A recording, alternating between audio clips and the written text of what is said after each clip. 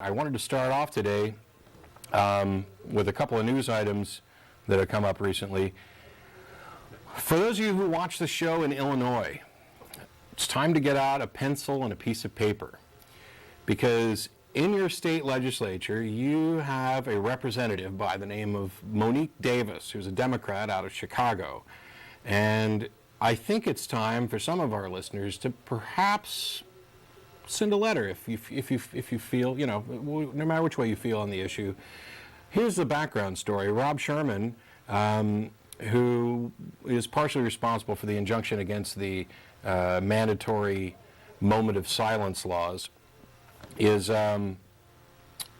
testifying before the legislature on another issue. Basically, the governor, somehow or another, and the details are still kind of sketchy, managed to shuffle $1 million to the Pilgrim Baptist Church, which had burned down. I don't have all the details. I'm not sure anybody does. There have been claims that he had promised to help them rebuild the church after it burned down. But the thing is that the government just can't give funds to churches. There has to be this separation of church and state. They can't go supporting one church over another, or one religion over another, or a type of religion over another, or irreligion over religion. It's a religion over irreligion. You have to remain neutral in order for religious freedom to matter, count for anything. So what's happened is this $1 million, and I think there's an investigation going on, was slated to go to the Loop Lab School, which, from the reports that I've read, is, under investigation for tax evasion and filed like 3 years of back returns in one day.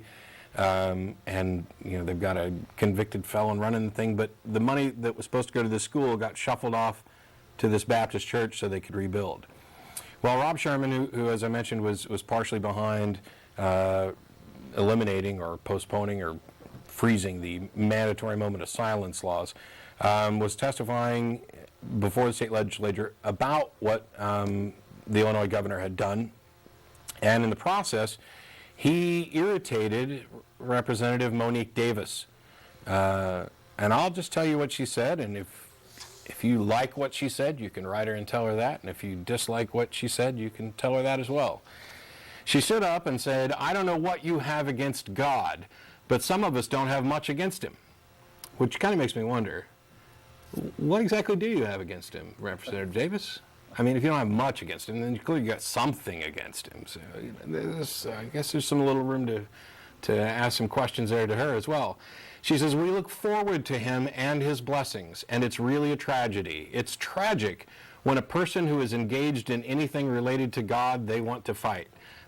She didn't make much sense when she said that, but I'm pretty sure what she meant is that it's tragic when somebody is constantly trying to oppose anything having to do with God. They want to fight prayer in schools. I don't see you, and she's talking to Sherman, fighting guns in schools, I'm trying to understand the philosophy that you want to spread in the state of Illinois. Okay, pause. He's not trying to spread a philosophy in the state of Illinois or anywhere else. And I said Illinois earlier, didn't I? Oh, I'm going to get email for that.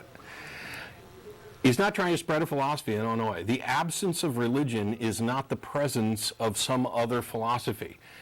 It's like when we talk about the Ten Commandments monument that is a horrific abuse on the lawn of the state capitol here in Texas, but the Supreme Court grandfathered it in thanks to Justice Breyer.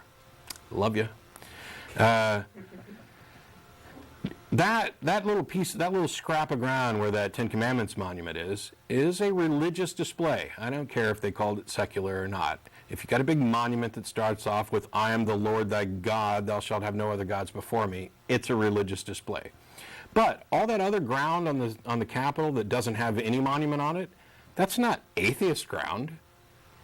It's not, the grass growing out there isn't presenting some philosophy. Simply opposing people and laws that impose people's religious views on others. Opposing that is not the implementation of some broader religious philosophy. If anything, the philosophy that he's spreading is freedom. the fact that we are all free to hold whatever beliefs we want. And by the way, for those of you who are out there listening, thinking about calling in and having a discussion, I'll play mostly nice today. I'm not here to beat up on people, because I recognize that belief isn't subject to the will. It's not like you can just choose what to believe. You've been convinced of something, and I don't hold it against you, and you have every right to believe what you want. I'm only concerned, or primarily concerned, with what actions take place on behalf of those beliefs. So to continue with what she said about him trying to spread this philosophy, she says, "This is the land of Lincoln. This is the land of Lincoln where people believe in God, where people believe in protecting their children. What you have to spew and spread is extremely dangerous. It's dangerous." Now, first of all, Lincoln's religious views, not that they matter at all, are pretty ambiguous. While he did read the Bible and mention God a lot, he was really private. He never was a member of any church, and some of the letters from his friends suggest that at different times in his life, he was an atheist or a freethinker. And I'm not going to say what he was, because we have no way of knowing. And mostly it doesn't matter at all what his religious views were. The Founding Fathers' views on religion were varied. There were deists and Christians and theists and atheists and freethinkers. What their views were really don't matter. They did something good. They established a country that was based on secular principles. They came together despite their religious differences, and perhaps I should say because of their religious differences. They came together and formed a secular nation, a secular government that guarantees that all of them had the right to hold their beliefs and to practice them, and that none of them can infringe upon the rights of others. That's the important thing. It's the religious differences that promoted this idea of religious freedom. Lincoln's views don't really matter, but you can't just say that Lincoln was a Christian, or, it just doesn't fit. There's no evidence for it. But what his views were don't matter. What she's doing is, there's an atheist up here testifying, and she's getting up and saying that his views are dangerous. And so he asked, what's dangerous about him? And she says, it's dangerous to the progression of this state, and it's dangerous for our children to even know that your philosophy exists. I'm going to read the rest of it here. It's pretty short, but I really don't have to go any further. I mean, once you admit that what you're really trying to do, that your beliefs are so vapid and unsupported that the mere presence of somebody else's philosophy or somebody else's position that you're wrong is a threat that you need to protect your children from, you've lost. The truth has nothing to fear from investigation. The truth has nothing to fear with contrary opinions. Do you think evolutionary theory is running scared of intelligent design creationism or flying spaghetti monster or whatever somebody's come up with, as an alternate view? No. The truth bears out under investigation. That's the only reason we know anything. It's the only way we go about determining and understanding the reality we live in. And if your views are so weakly supported that you're afraid of anybody whose views oppose yours, you've already lost. You've already admitted that you have no justification for believing what you believe. You might as well throw in the towel. Admit it. I realize that you won't, and that's fine, because you're still entitled to believe those. But guess what? We're entitled to disagree. We're entitled to hold views that are different from yours, that are perhaps directly opposite of yours on some things. I think a lot of believers would be surprised at how many different things, or how many things atheists and theists have in common. I mean, we are, after all thinking, loving humans.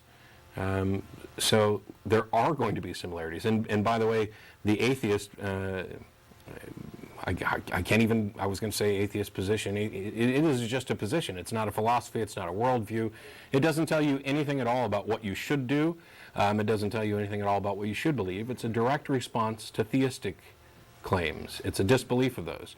There are atheists who can be Republicans, Democrats, Libertarians, Independents, liberals, conservatives. You can be pro-choice, pro-life, pro-death penalty, opposed to the death penalty. There's nothing within atheism that dictates any action, good or bad. So when you hear the claims, which are becoming more common, especially from the intelligent design movement, that evolution leads to atheism, leads to Nazism, leads to the Holocaust, you should, at first I would say, chuckle at the stupidity that's required to make a statement like that. But in fact, you should be offended regardless of what your beliefs are. It doesn't matter whether you're a Christian or an atheist.